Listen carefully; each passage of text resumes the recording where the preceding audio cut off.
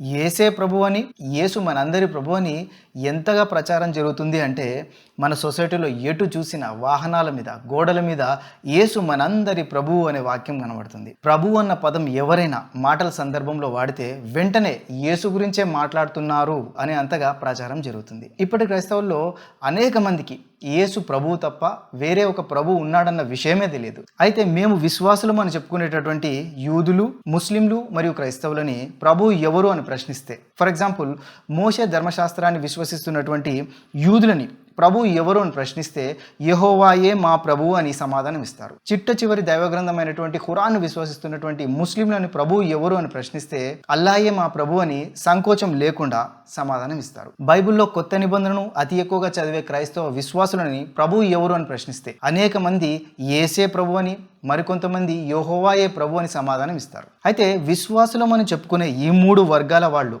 అంటే యూదులు, క్రైస్తవులు ఇంకా ముస్లింలు, వీళ్ళు నిజ ప్రభువు ఎవరు అన్న విషయంలో వాళ్ళు నమ్మే గ్రంథాల ప్రకారంగా నిజ ప్రభువుని ప్రార్థిస్తున్నారా, లేక గ్రంథాన్ని పక్కన పెట్టేసి వాళ్ళు నిర్ణయించుకున్నటువంటి ప్రభువుని ప్రార్థిస్తున్నారా చూద్దాం.